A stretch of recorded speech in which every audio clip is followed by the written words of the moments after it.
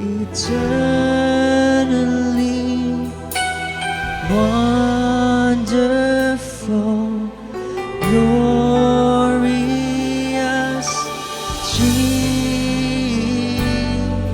Jesus. Ang tinig mo ay aking hanap-hanap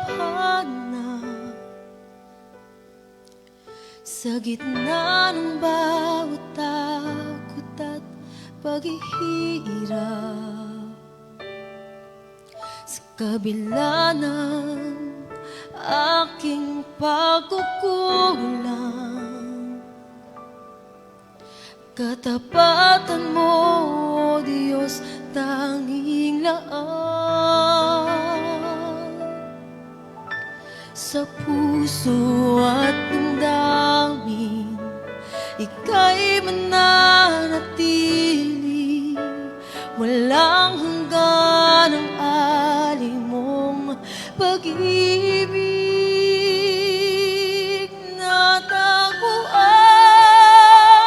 ang iyong pag-ibig na dakila.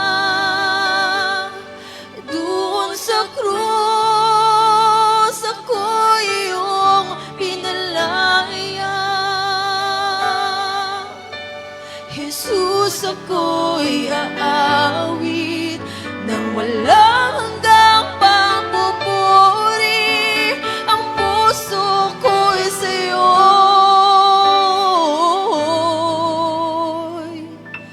iaalay.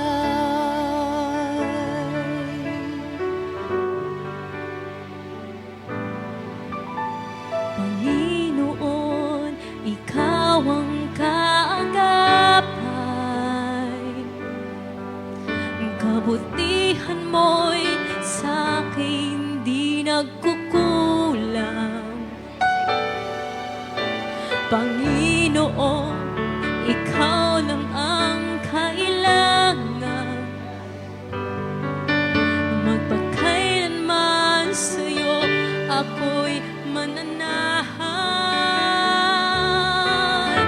Sa puso at damdamin, ika'y mananatili.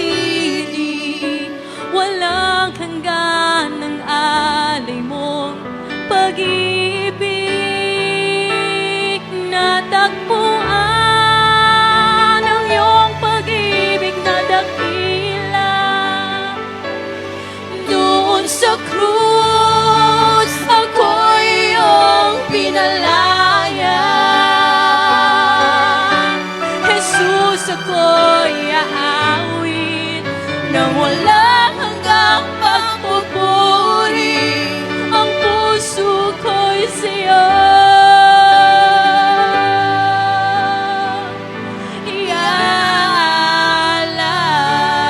iaalay. Hangad ko lang ay mamalagi sa presensya mo. Natagpuan ako'y binago ng pag-ibig mo. Hangad ko lang ay mamalagi sa presensya mo. Luwalhatiin ang pangalan mo. Hangad ko lang ay mamalagi sa presensya mo. Natagpuan ako'y binago ng pag-ibig mo. Hangad ko lang ay mamalagi sa presensya mo. Luwalhati ng pangalan mo.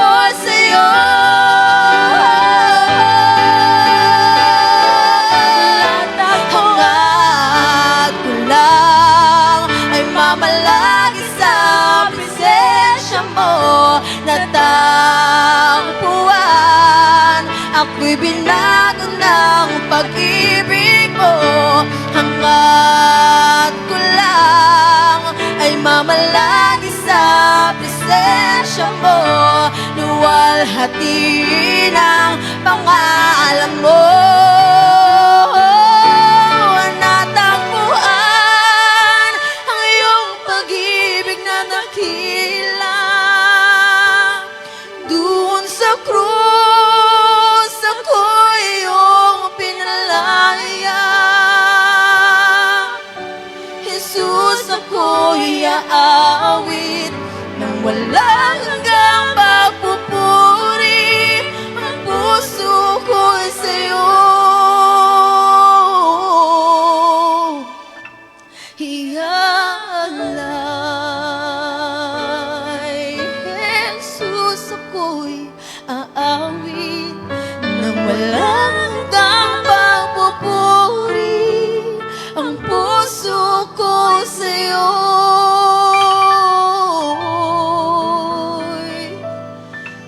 ialay.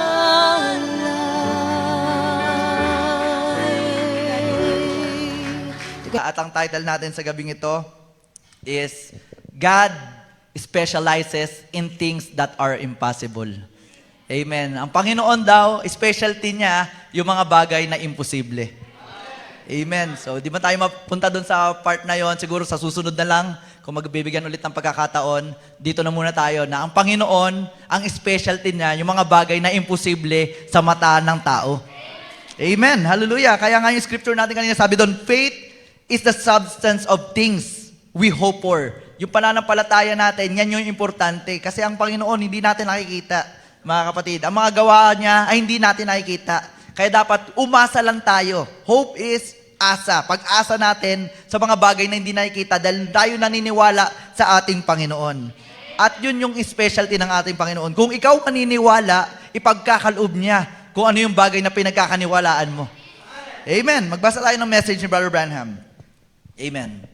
Sabi dito, now, if you've got good reasoning, you will set down and try to reason out the Bible. So, kung maganda daw yung reasoning mo, maganda yan, may ipag-reason out ka sa Bible. Reason, how could He raise from the dead? Paano nabuhay ang patay?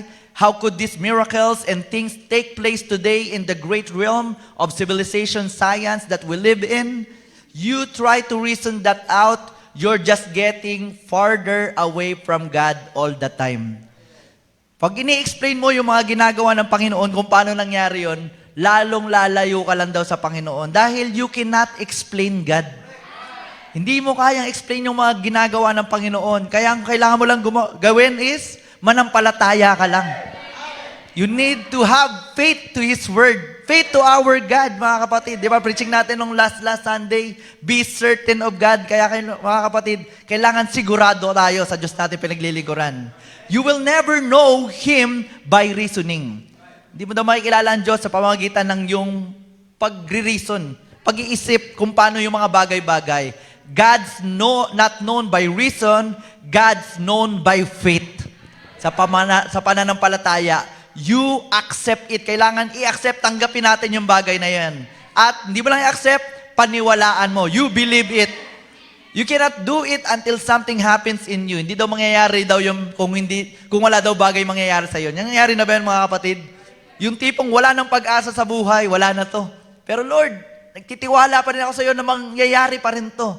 Pag yan doon ka na daw sa posisyon na yun, mga kapatid, at sa tingin mo hindi na kaya ng sarili mo, hindi na kaya ng talento mo, kung kakaisipan mo, mga kapatid, that's the time na magtitiwala ka na lang sa Panginoon. Mananampalataya ka na lang sa Kanya. At pag nangyari yung mga kapatid, gumana na yung faith mo, mga kapatid. And then, the Holy Spirit comes in you and you have the mind of Christ. Pag nasa atin na yung kaisipan ng Panginoon, lahat ng mga bagay na nangyayari sa mundo, mga kapatid, alam natin, all things work together for good. Lahat yan nagkakalakip-lakip na mukha masama yan, mga kapatid. Okay lang yan dahil kasama yan ng plano ng Panginoon. Binasa ni Brother Robert kanina, di ba? Yung mga friends daw natin will turn against us. Di ba, mga kapatid? Nangyayari na ba yan? Nangyayari na yan, mga kapatid. Mga close friend mo, mangyayari talaga yan. Pero, hallelujah, sabi dito, kung ang kasipan ng Panginoon, we ought to love one another. Amen. Hindi natin pwedeng ano yan. Ano man ang gawin sa atin ng mga tao, kailangan pa rin natin silang mahalin, mga kapatid. Amen. Sige, diretso na tayo sa ating topic, mga kapatid. 7:25. Try ko hanggang 8 o'clock. Amen. So usually, hanggang 8 lang tayo. So Israel wanted a king. So, ang Israel sa panahon ng Romano, mga kapatid, gusto nila lang hari para kalabanin yung mga Romano. But God gave them a baby. Nag-expect sila na makalaban namin tong Romano na to para kami mapalaya. So, basahin natin sinabi ni Robert Branham. Israel was looking for a mighty king to come to beat the Romans down with a rod of iron. So, what did God give them? A baby. Yun ang binigay ng Panginoon. Isang sanggol. Instead of a mighty king. Kesa dakilang hari, baby ang binigay ng ating Panginoon. He gave them a baby wrapped in swaddling cloth, said, you will find him laying in a manger. Kaya nga nung dumating si Jesus, walang naniwala sa kanya.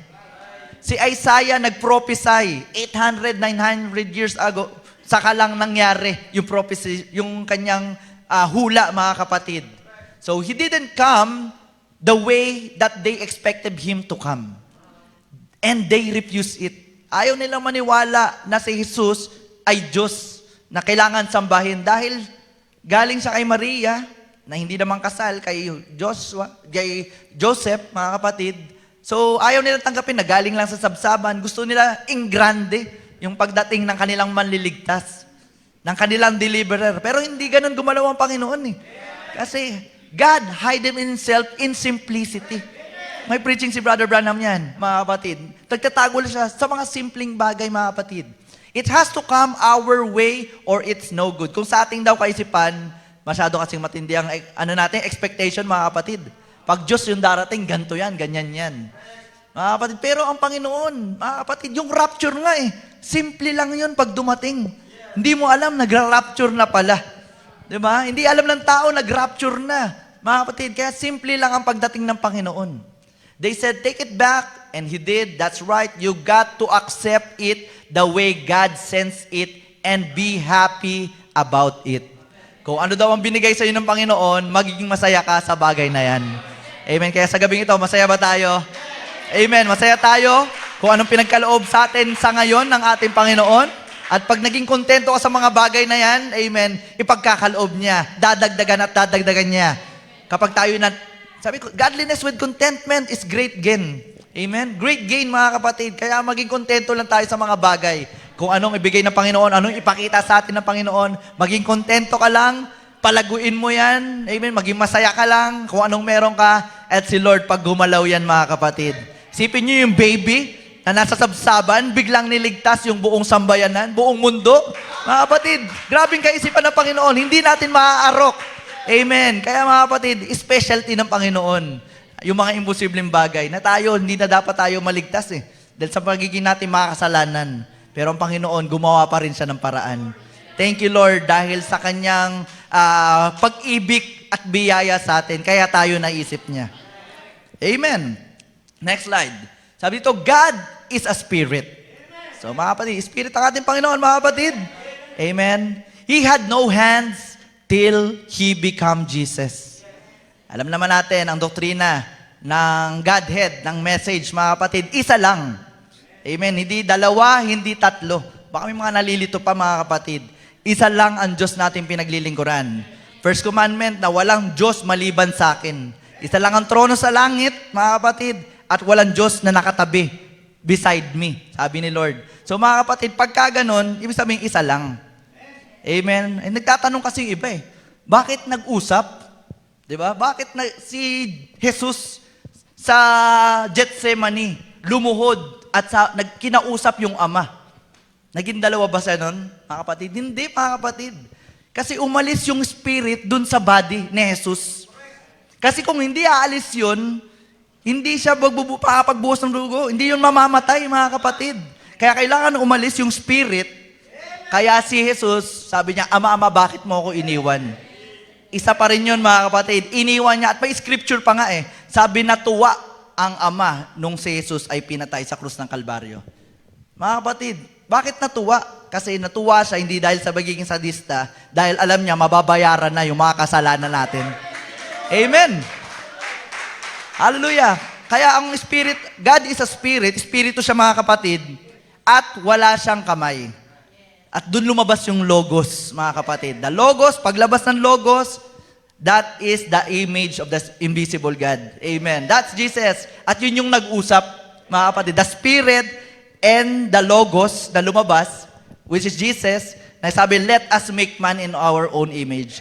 Flesh and spirit, mga kapatid. Napupunta talaga tayo sa Godhead dahil sa topic na to.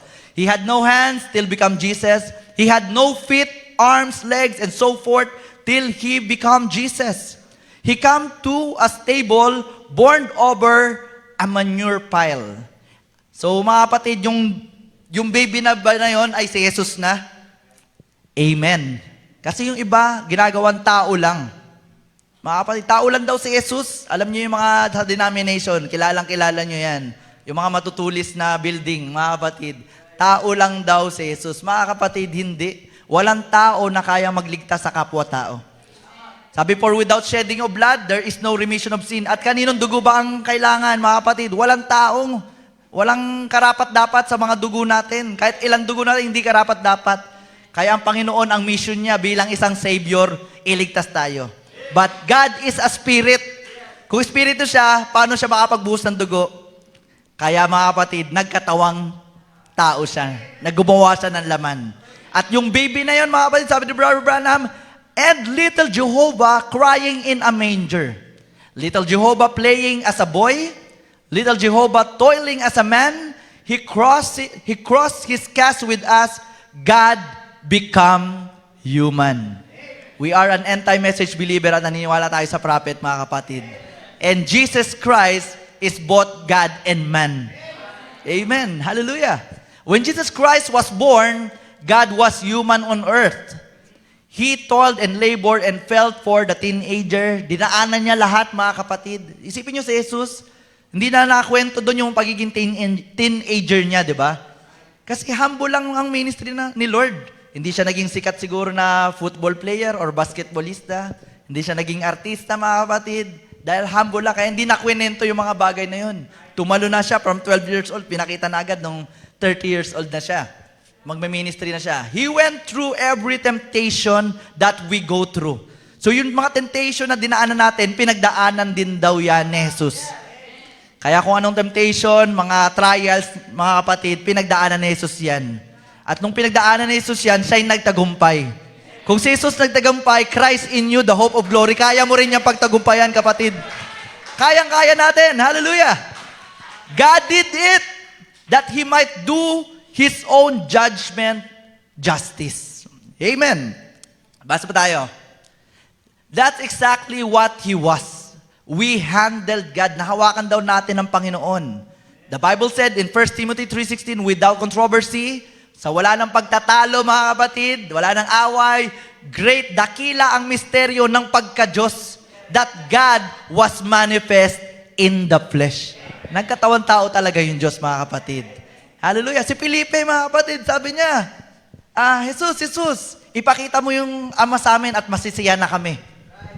Sabi ni Jesus, ang tagal na kitang kasama, Felipe, hindi mo pa rin ako nakakilala.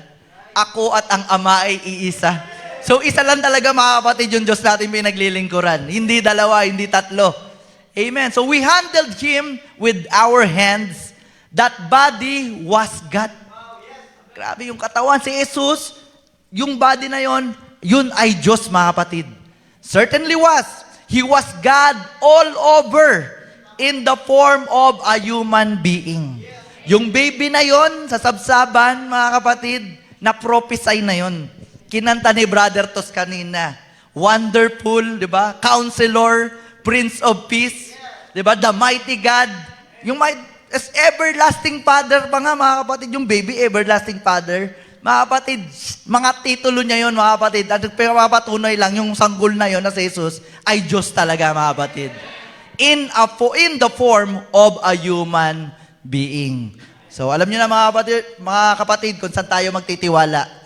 Alam niyo na kung saan tayo mga kakapit at saan natin ilalagay yung ating pananampalataya. Sa nag-iisang Diyos lang. Amen. Na kayang gumawa ng miracles. Amen. So sa Colossians 1:14 to 15, sabi dito, in whom we have redemption through His blood. So tayo daw mga kapatid ay tinubos na sa pamamagitan ng dugo ng Panginoon. Napakabuti ng ating Panginoon. Hallelujah. Na kaya niyang ibigay yung kanyang buhay para sa atin. Hallelujah. Kaya ba natin gawin yon? Sa kaibigan mo, kaya mo bang gawin yon? Ibigay buhay mo? Parang hirap, no? Parang kunwari, magkaibigan si Paul tsaka magkaibigan naman talaga si Paul tsaka si Art. Kung si Art ba, Cecilia Electrica na, Brother Paul, okay lang sa'yo? Na ikaw na lang? Sabi, hindi, siya na lang. Bahala na si Lord. Bahala na si Lord. Hindi tayo pababayaan ng Panginoon, mga kapatid. Amen. Ganun ang Panginoon, mga kapatid. Hindi niya inalala ang kanyang sarili. Hindi niya inalala yung kanyang reputasyon. Diba? Na siya'y duraan, ipahiya, hubaran, mga kapatid. Hallelujah. Ni ilatigo, lahat na ginawa sa kanya, mga kapatid. Pero hindi niya yon ininda. Ay, ininda niya yon, mga kapatid. Alam niyo kung bakit? Sabi ng awitin, while He was on the cross, me, mga kapatid, and you are in His mind.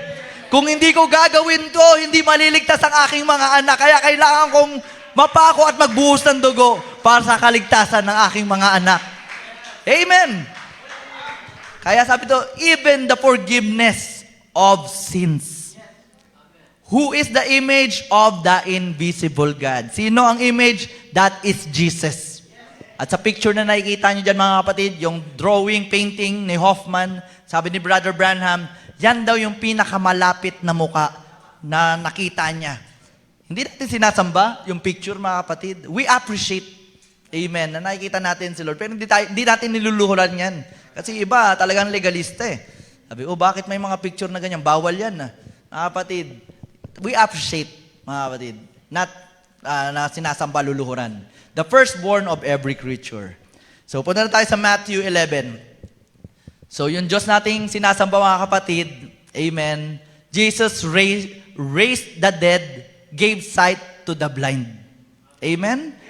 Kaya nga, hindi yung kulang pa yung hanggat may buhay, may pag-asa.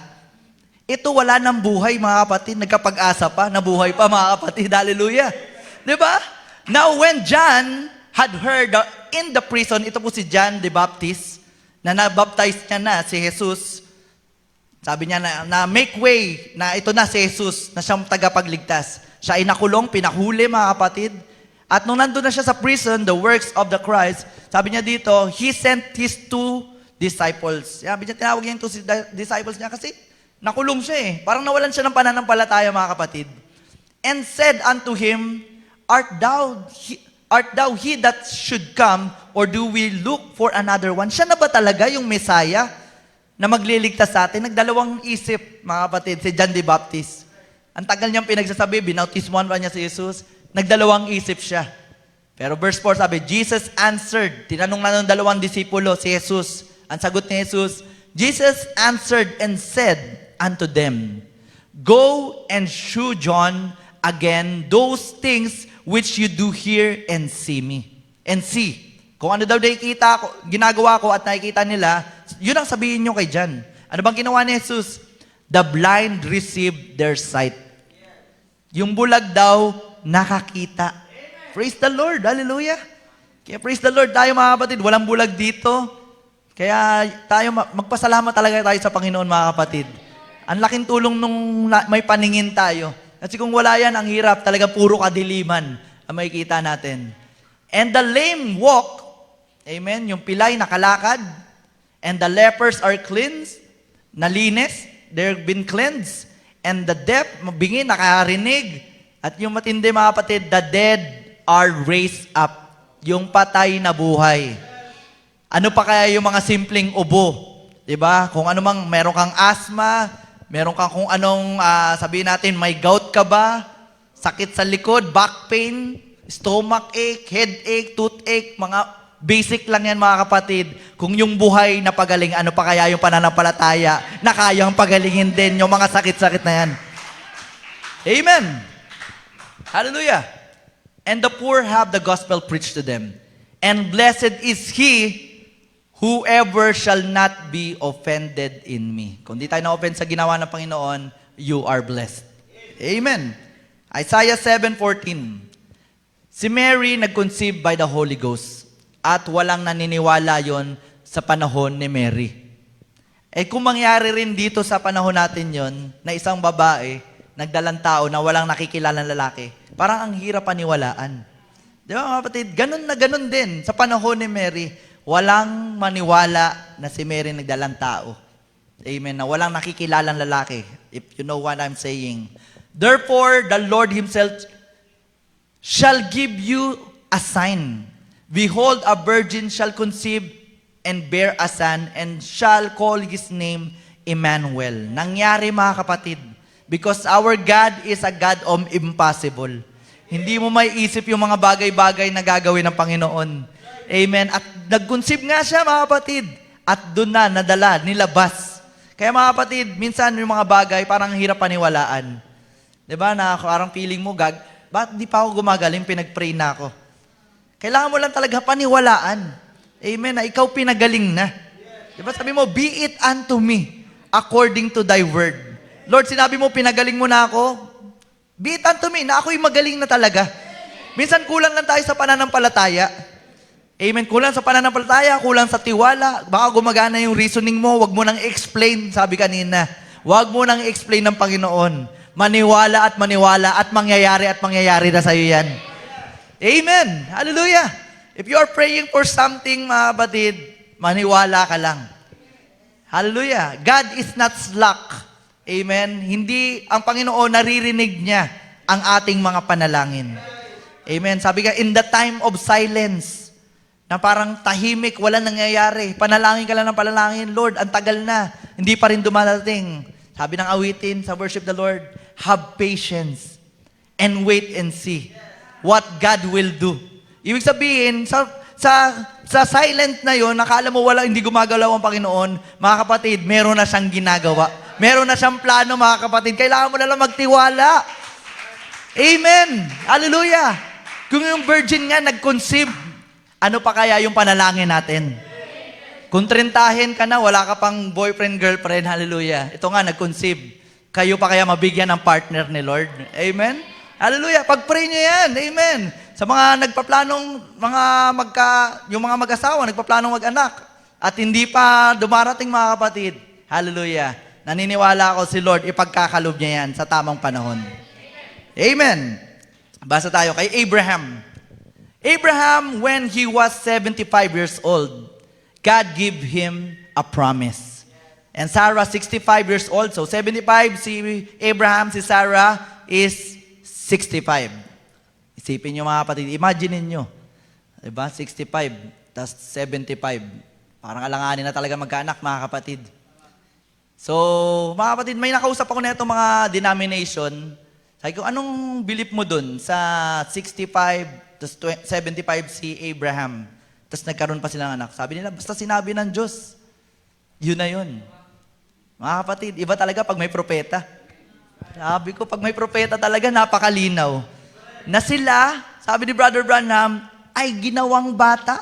Nag-body change si Abraham at Sarah. Amen. Naniniwala pa kayo doon, mga kapatid? At ang nagpatotoo pa, yung hari. Hari, ang nagsabi, ngayon lang ako nakita ng napakagandang dilag. Diba? Sa balat ng buhay niya daw, sa talang buhay niya. So isipin mo yung hari, imposibleng ma-inlove siya kay Lola. Kapatid, ibig sabihin, if you are reading between the line, hindi mo mababasa talaga eh. Pero imposible yung hari nagkagusto kay Lola. Ang dami niyang ang asawa. Mga birhen, mga dalaga. So mga kapatid, totoo mga kapatid, na nagkaroon ng body change. That is impossible na mangyari. Di ba? Hindi pala nagra-rapture eh. Sa rapture, tayo lahat magba-body change.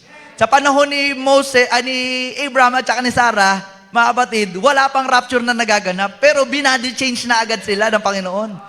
Praise the Lord! Hallelujah!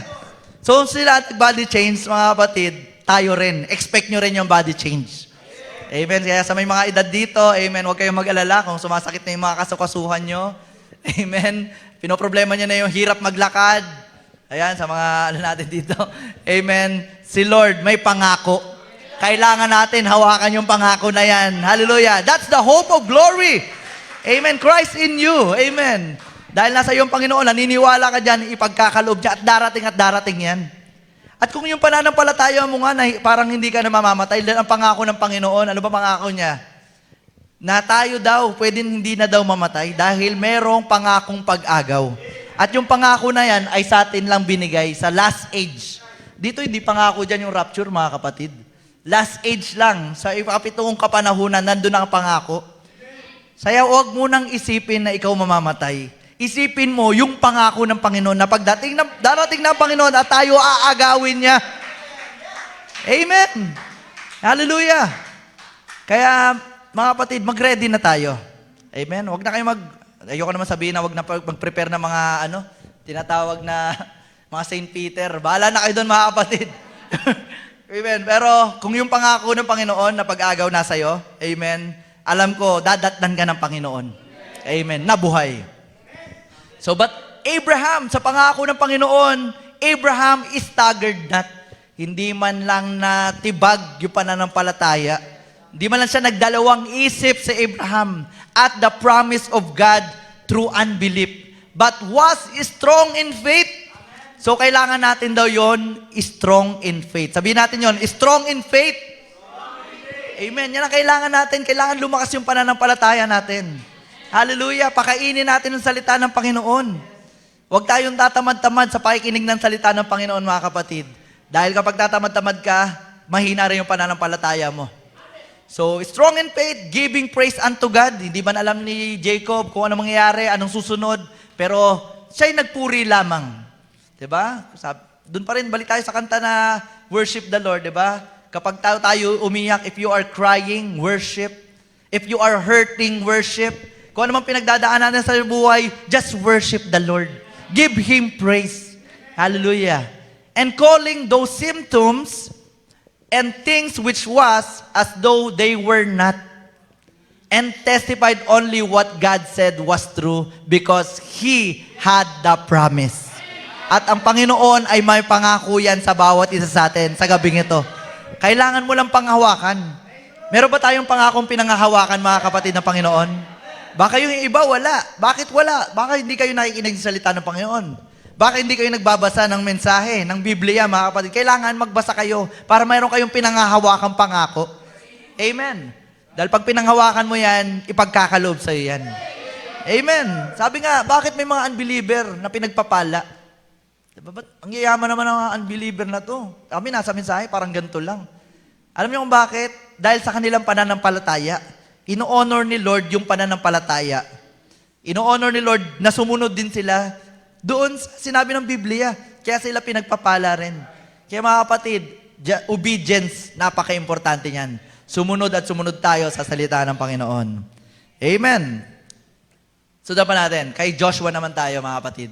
Joshua stopped the sun. Amen. Ma-explain nyo ba yan? Hindi natin kaya explain, mga kapatid. Pero our God, specialty niya yung mga bagay na imposible. Dahil sila Joshua at ang mga kanyang kupunan matatalo kapag gumabi. Kaya sabi, then Joshua spake to the Lord in the day when the Lord delivered up the Amorites before the children of Israel. And he said, in the sight of Israel, nakikita ng mga Israelita na si Joshua nandun, sabi niya, Sun, stand thou still upon Gibeon, and thou moon in the valley of Ahalon. Sinabi yun, mga kapatid. Gumana yung spoken word power. Dahil meron siyang pananampalataya, kaya nakaya niyang patigilin yung araw. Kaya nyo rin gawin yan. Nagawa nyo na ba yun, mga kapatid? Nasubukan ko na yan kapag uulan, mga kapatid. Ulan, huwag ka munang umulan. Nangyari, ang dilim na. Sabi ko, umulan ka pag nakauwi na ako. Mga kapatid, pag uwi ko, saka lang bubuhos ulan. Pero ngayon, hindi na yun ang prayer ko kasi nagmumotor ako. Ang prayer ko pag paulan na, pag nagmotor ako, paulan na, sabi ko, Lord, mamaya ka na umulan. Paulanin tong ulan na to. Sabi ko, dahil may business pa sila Sister Ann tsaka Brother Alfred, dadaan pa yung mga estudyante, bibili pa.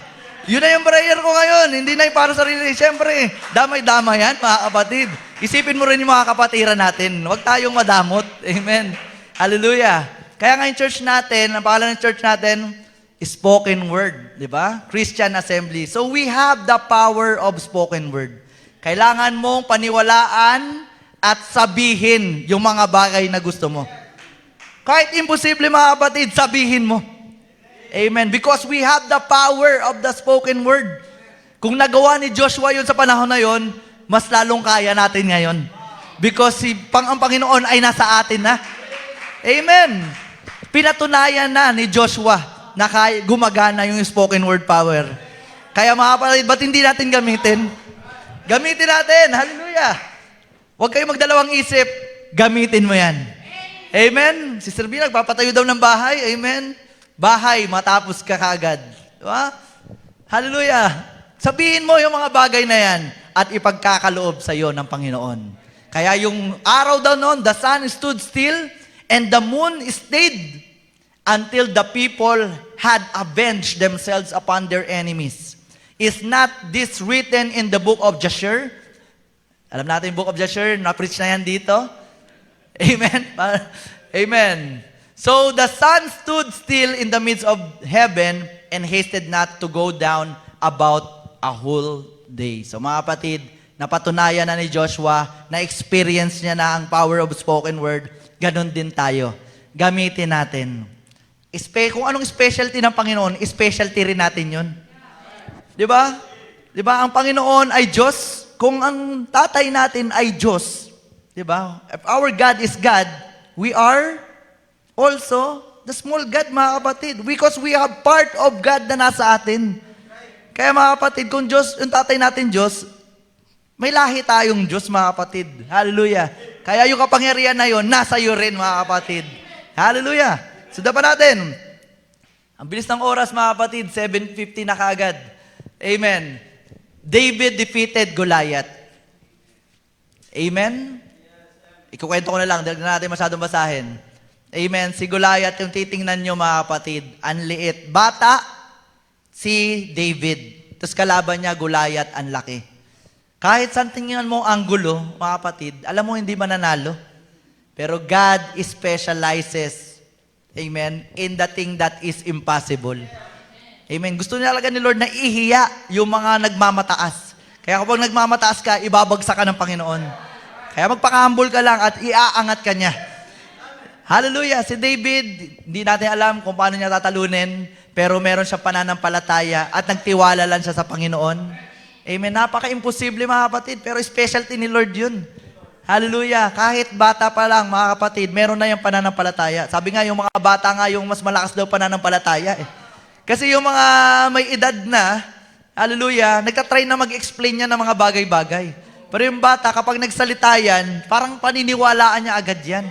Kaya mas malakas daw yung pananampalataya ng mga bata. So, maging katulad daw tayo ng mga bata, kung gano'n yung kalakas sa pananampalataya nila, ganun din sa atin. Amen. Ano man ang gulayat, bundok ng problema, dumating sa iyong harapan. Amen. My God is bigger than our problems. Hallelujah. Bigger, better. Amen. Stronger than Satan. Hallelujah. Kaya natin talunin ang dyablo. Ano mang anghiharang sa atin. Kung si David nga kinaya niya yon, ano pa kaya tayo? Amen? But we are not nakikipaglaban in flesh and blood, mga kapatid.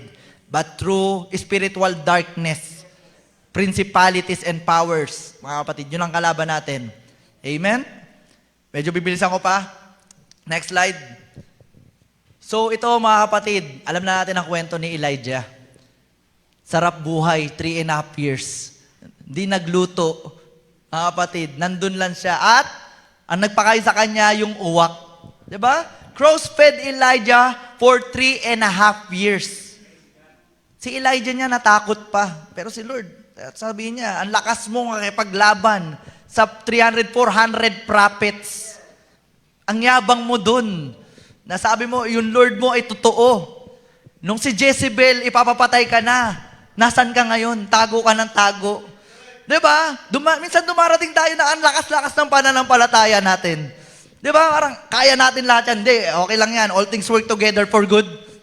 Okay yan. I can do all things through Christ who strengthened me.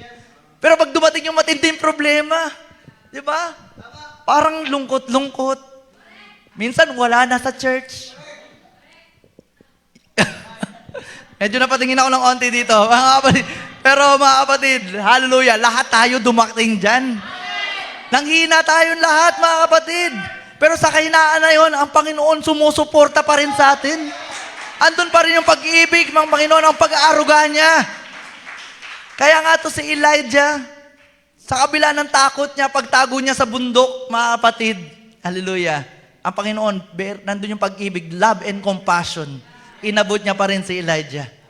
At pinakain, 3.5 years. Sipin niyo yun. Ano kayang ginagawa ni Elijah yun? Hindi na nagluluto. Di ba? Hindi na siya kung ano bang kakainin, Shopee, di ba? Ano ba masarap orderin? Pre-delivery pa. Hindi na siya nagbayad ng delivery, mga kapatid. So sabi dito sa message na to, where did the crow get the meat and feed him for 3.5 years? Saan daw galing yung kinukuha ng crow para pakainin si Elijah? Ang problema doon, no choice talaga si Elijah. Kung anong dalhin nun, yun na yun. Kaya hindi siguro mapili si Elijah, no? Kumakain ng gulay to sa tingin ko.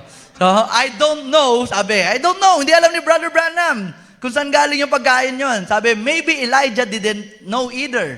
But the only thing that he knew, that the ravens brought it. Ang alam niya lang, itong uwak na to, yun talaga yung nagdadala ng pagkain. At yung dalang pagkain na yun, ay kakainin ko. And he lived 3.5 years by it. Wow, mga kapatid. Yun ang wow, mga kapatid. Di ba? Parang, Juan Tamad, mga kapatid. Pero, mga kapatid, sa kabila ng takot, di ba, lungkot, panghihina, ang Panginoon, susuportahan ka pa rin niya. Hindi niya tayo iiwanan. Hindi kanya papabayaan. Nandun lagi ang kanyang biyaya at pagpapala sa atin. Kasi anak ka niya eh. Binigay niya yung buhay niya sa'yo. Tinubos niya tayo, mga kapatid. Kaya, tapos biglang pagdating sa dulo, iwanan niya. Mga kapatid, doon nga nagalit si Moses eh.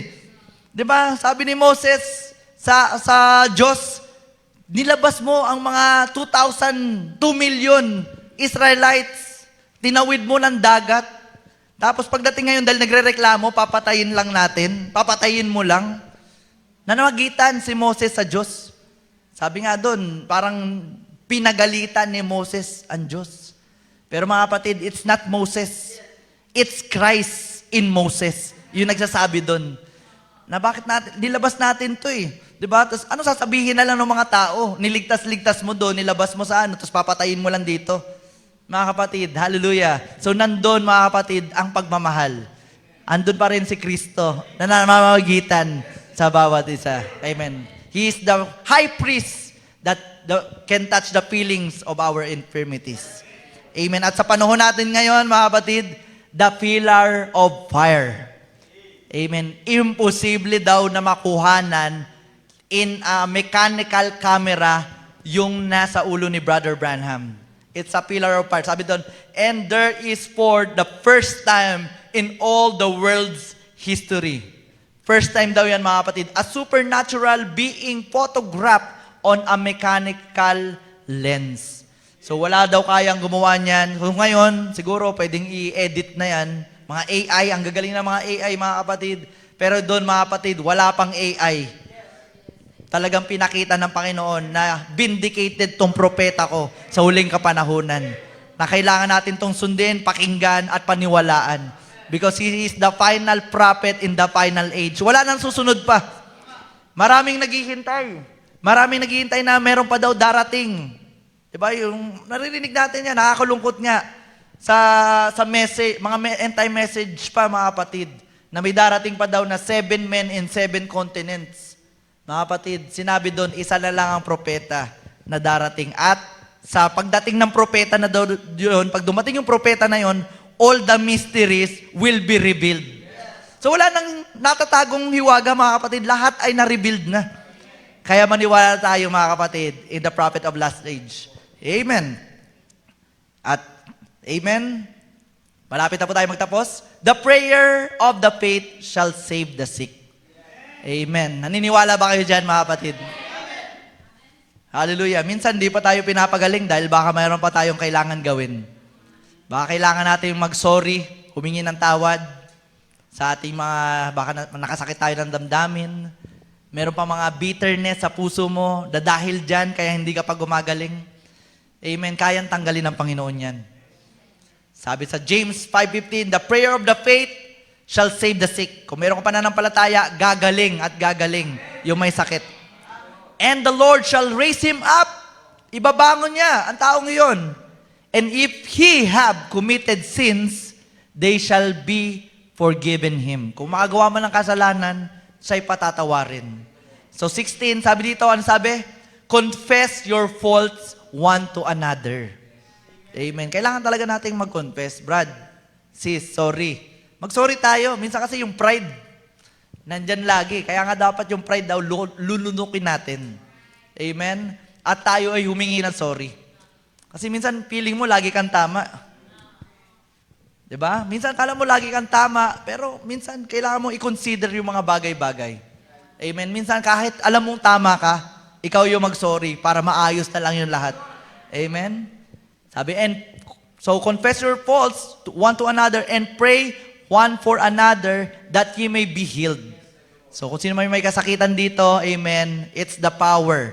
Impossible yung mga kapatid, yung paggaling. Hallelujah, hindi natin ma-explain yan. Mag-lay hands ka, mga kapatid, tapos gagaling. Anong explanation dun? Mga kapatid, walang explanation dun. Hallelujah. It's God, mga kapatid. Through your faith, dahil sa pananampalataya mo sa Panginoon, kaya siya gumaling. Yun na yun, mga kapatid. Di mo na isipin anong kapangyarihan ng dumaloy dun. Hindi na, mga kapatid. Hallelujah. It's God na nagpapagaling. He's the great physician.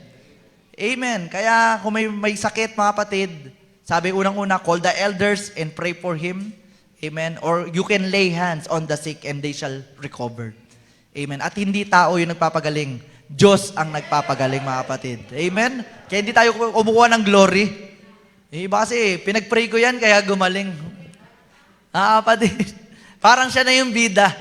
Diba? Mga kapatid, ang Diyos ang nagpapagaling, hindi ikaw. Ginamit ka lang. Kaya kung ginagamit ka ng Panginoon, stay humble ka lang. Dahil pag lumaki-laki ulo mo, ibabagsak ka ng Panginoon. So the effectual fervent prayer, nag-iinit na panalangin of the righteous man, availeth much. So mga kapatid, kailangan, hallelujah, yung prayer natin totoo. At bago ka nga daw humiling, mga kapatid, kailangan magsisi ka muna sa lahat ng kasalanan natin. Amen? At kung ikaw daw ay nananalangin sa iyong kapatid, anong sabi ni Brother Branham doon? Pag nanalangin ka sa kapatid mo, na siya'y gumaling, ikaw din daw ay pinapagaling niya. At hindi lang ikaw, pati yung pamilya mo pinapagaling niya. Kaya let's start to pray for one another. Especially Brother Orton. Si Brother Orton ba nasa hospital pa rin? Amen. Hallelujah. 1 linggo na. Wala na? Ayun. Pero magaling na. Recovery. So pag-pray natin yung recovery ni Brother Orton. Especially, di ba? Talagang kaaway, mga kapatid, sinusubok niya eh. Nung naging deacon na siya dito, di ba? Ang lakas-lakas niya na eh. Lagi nasa Cavite. Nagpa-basketball pa kami, tapos biglang nung naging deacon siya, kinalaban agad siya ng Diablo, mga kapatid. Sinubukan agad ang ating kapatid. Pero mga kapatid, hindi kayang pigilan ng Diablo. Hallelujah. Na matigil ang kanyang posisyon bilang isang diakono. Amen. Hallelujah. Or trustee man yan, o kung ano man na magamit sa kanyang ministry. Amen. Si Brother Orton, ipapanumbalik ng Panginoon ang kanyang kalakasan. Kaya nga, mga kapatid, minsan kailangan dumaan din tayo sa kasakitan. Kasi alam mo yung pakiramdam ng may sakit. Di ba? Kapag alam mo pakiramdam nun, yun kung paano ka pinagaling ng Panginoon, yun din yung kung paano ka manalangin. Na, Lord, ang sakit nun. Naramdaman ko na yan, Lord. Kaya, Lord, naway pagalingin mo siya. Alam ko yung nararamdaman niya, napakahirap. Di ba, mga kapatid? Hallelujah. Kaya, mga kapatid, just pray for one another. Amen? At, mga kapatid, 2 slides na lang to. We need to die in order to live. Kailangan daw natin mamatay para tayo mabuhay. Oh, hirap, no? Kailangan natin mamatay spiritually speaking. Mamatay sa kamunduhan, mamatay sa gusto ng laman, mamatay sa mga hobbies, bisyo, anumang bagay na makamundo. Kailangan na daw tayo doon mamatay. at kailangan tayo mabuhay sa buhay ng Panginoon. Kaya we need to be born again. Mapanganak tayong muli in spirit. Amen. Kaya Jesus answered and said unto him, Verily, verily, I say unto thee, except a man be born again, he cannot see the kingdom of God. Na born again na ba tayo, mga kapatid? Amen. Dapat na born again ka na talaga. Hindi lang nabautismuhan nyo na yon, kundi merong pagbabago sa ating karakter, sa ating pananalita, sa ating buhay. Amen. John 12:14, Verily, verily, I say unto you, except a corn of wheat fall into the ground and die, kung yung isa daw na wheat ay mahulog sa lupa at mamatay, it abided alone, but if it die, it bringing forth much fruit. So, mas lalong lalago ka pag namatay ka sa sarili mong kagustuhan, sarili mong bagay-bagay na kaisipan, mga kapatid, at ikaw manumbalik, be ye transformed in renewing of your mind na gusto mo na lahat ng bagay na patungkol sa Panginoon. And you will bring forth much fruit. Romans 8:13, For if ye live after the flesh, you shall die. Kahit anong alaga mo sa katawan mo na to, mga kapatid, dahil yan ang gusto mo lang, kahit lagi ka mag-gym, mga kapatid, siguro, kain ng masasarap, masustansyang pagkain, mamamatay ka daw. Amen. Pwede kang siguro masagasaan na lang bigla, 'di ba? Matamaan ng basuka, nang di sinasadya. Mga kapatid, hindi natin alam ang buhay, mga kapatid. Kaya kung buhay mo daw, yung flesh mo lang yung talagang mo, ito lang pagtutusan mong pansin, mga kapatid, mamamatay. But if ye through the Spirit do mortify the deeds of the body, you shall live. Kung magiging spiritual daw tayo, mga kapatid, lalo, yan ang tunay na buhay. Yung pagiging spiritual. Hindi yung mga karnal na kaisipan, kundi spiritual. Pag spiritual, sabi dito, ye shall live. And for me, to live is Christ, and to die is gain. Kung tayo mabuhay, mga kapatid, mabuhay tayo sa Panginoon. Kung tayo man daw ay mamatay, huwag ka mag-alala. Merong resurrection. Ando ng Panginoon, bubuhayin kanyang muli. 'Di ba? In 1 Thessalonians 4:16, mga kapatid, na tayo daw ay kukunin. Tayo mga nangamatay kay Kristo, sila daw ay mauunang bubuhayin at kukunin sa alapaap. Tayo rin naman, who remain in faith, mga kapatid. Remain in the message. Remain na strong in faith. Yan daw yung babalikan at sasama sa Kanya. Kaya nga nasabi ni Pablo, di ba? O death, where is your sting? Di ba? Wala na yung sting yung kamatayan sa atin eh. Dahil binunot na yan ng dugo ng Panginoon. Binayaran na. Kaya wala na yung B. Yun yung B, yung diablo yun eh. Na kapag dumikit sa'yo, may sting. Pag tumusok yan, aalis na siya. Pero pag alis niya, wala na siyang sting. Di ba? Dahil naitusok niya na sa'yo eh. Ang Panginoon, binunot niya na yon. Tinanggal niya na yung sting na yon. Amen? At yung B na yun, lilipat-lipat na lang. Hindi ka na niya kayang tusukin ulit. Wala na siyang kapangyarihan over you. Because we are an overcomer. Amen? Kaya mga kapatid, all things are possible talaga sa ating Panginoon. Ano man ang pagdaanan, yung dagat nga mga kapatid, di ba, nabuksan. Isipin nyo na lang yun, mga kapatid. Walang imposible sa ating Panginoon. Hebrew children, hindi nasunog. Nandun sa 7 times na iniinit na hurno, hindi nasunog. Diba? Nothing is impossible to God. Tawagin ko yung mga musicians natin as we read this last verse. Amen. Final admonition natin. Lahat tayo tumayo, mga kapatid. Sabi dito, But Jesus beheld them and said unto them, With men, this is impossible. Sa tao daw, yung bagay na mga nakikita, imposible. Kaya yung iba hindi naniniwala sa Biblia eh. Dahil imposible daw yun. Pero we are thankful na tayo naniniwala, mga kapatid. Nagpapakita lang na sample na ang Panginoon kayang gawin lahat. Ano man ang pinagdadaanan mo sa buhay, mayroon ka mga pinapanalangin na hindi pa nagaganap, mga kapatid. Nothing is impossible. Pwede ba natin sabihin yun? Nothing is impossible. Walang imposible sa ating Diyos, mga kapatid. Hallelujah. Kayang-kaya niyang gawin lahat. Lahat kung anong gusto mo, kaya niyang ibigayan. Amen. Sa gabing ito, kung ano mang panalangin mo, amen, it's our prayer meeting, mga kapatid. Kung ano mang panalangin mo, kayang ibigayan ng ating Panginoon. Walang imposible. Naniniwala ba kayo doon, mga kapatid? Walang imposible sa ating Panginoon. Gusto ko umawit tayo ng masayang awitin, mga kapatid. Okay lang ba, mga kapatid? Gusto kong awitin yung kantang Nothing is Impossible. Hindi namin to na-practice ng mga musician. Nilagay lang ni Lord sa puso ko na maawit tong Nothing is Impossible through our Lord Jesus Christ. Palakpakan natin ang Panginoon. Amen! Hallelujah! Magsaya tayo sa gabi ito, mga kapatid. Amen! Dahil walang imposible sa ating Diyos. Through you, I can do anything. I can do all things. 'Cause it's you who gives me strength. Nothing is impossible. Through you, blind eyes are open. Strongholds are broken. I am living by faith. Nothing is impossible. Yes, amen. Let's praise the Lord tonight. Dahil walang imposible sa ating Panginoon, mga kapatid. Hallelujah.